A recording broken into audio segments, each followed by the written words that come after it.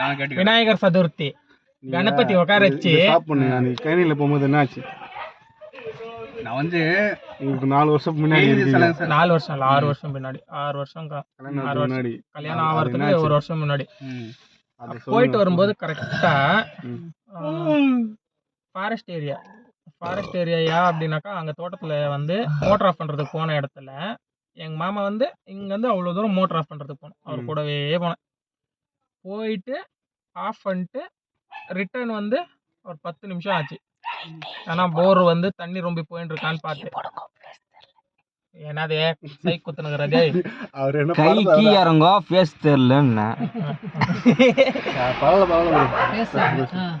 அந்த இது டைம்ல என்ன ஆச்சுனாக்கா போயிட்டு ஒரு 10 நிமிஷம் காலை ஒரு ஆயிட்டு அப்புறம் முடிச்சுக்கிட்டு ரிட்டர்ன் வந்து நின்றோம். ரிட்டர்ன் வர டைம்ல வந்து அந்த ஏரிக்கிட்ட வந்து கொஞ்சமா ஹீல்ஸ் இருக்கு. இப்படி டவுன் இறங்கி வண்டி ஃபுல்லு ஸ்லோ பண்ணிட்டு தான் அப்போ ஏற்றணும். ஆனால் தண்ணி ஃபுல்லாக போயிடுச்சு. ஏரி ஸ்லோ பண்ணி அப்போ ஏற்றிட்டு கொஞ்சம் தூரம் வந்துனே இருக்கோம். இப்படிக்கா லெஃப்ட் சைடில் வந்து மரம் இருக்கா அண்ணாண்ட. நீங்கள் பார்க்கல, நீங்கள் அவ்வளோ எண்டு வரைக்கும் வந்திருந்தாக்கா பார்த்துருப்பீங்க. சரி இருக்குன்னு சொல்லுங்க. ஓகே இருக்குன்னு வேற சொல்லணுமா? சரி, அந்த இடத்துல ஒரு மரம் இருந்துச்சு. நான் நினைச்சுக்கிறேன் இருக்குன்னு. ஓகே, மரம் இருந்துச்சு. போக முடியும். அப்போ ஸ்ட்ரைட்டாக நான் அந்த டைம் பார்த்து தான் ஃபர்ஸ்ட் வந்து என்ன ஒரு லைட் மாதிரி வெளிச்சமாக வெள்ளையா ஆஃப் ஆகி ஆன் ஆயிடுச்சு. என்ன அது அங்கே லைட்டே இல்லையே, மரம் உச்சியில் கிடக்குது, அங்கேயே வேண்டா இவ்வளோ வெள்ளையா இருக்குது அப்படின்னு சொல்லிட்டு டார்ச் அடிச்சு பார்த்தேன். வெள்ளையும் ஒரு உருவம் உட்காந்து இருந்தது. அப்பதான் பார்த்தேன். கண்ணால பார்த்தீங்க? கண்ணால நான் பார்த்தேன். எங்கள் மாமாவும் பார்த்துட்டு வீட்டில் இது சொல்லாது, இந்த இடத்துல எல்லாம் இது முடியல தெரியாது, வெள்ளையா இருந்தது மட்டும் டார்ச் அடிச்சு பார்த்ததுனால வெள்ளை ஒரு உருவம் இப்படி ஒரு உருவம் இருந்தது. வடிவம் கண்ணெல்லாம் இருந்ததா? கண்ணு மூக்கு வாயெல்லாம் இருந்ததா? டார்ச் அடிச்சு இன்னொன்னு என்ன தெரியுமா, டார்ச் அடிக்கும் போது அங்க வெள்ளையா வந்து போனது. டார்ச் அடிச்சு ஆஃப் பண்ணேன். ஆஃப் பண்ணிட்ட அப்புறம் இல்லவே இல்லை.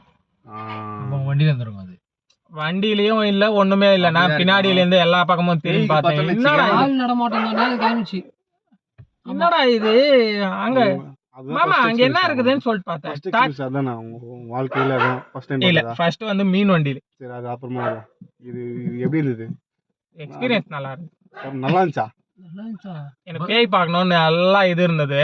நான் மீன் வண்டிக்கு போனதுல இருந்து எப்போ எனக்கு போயிட்டு வந்து இருந்தேன்னா கடைசியா அவர் பார்த்துட்டாரு. இதை பத்தி நான் ஒப்பீனியன் வந்து கேமராமேன் அவர்கள் சொல்லுவாங்க.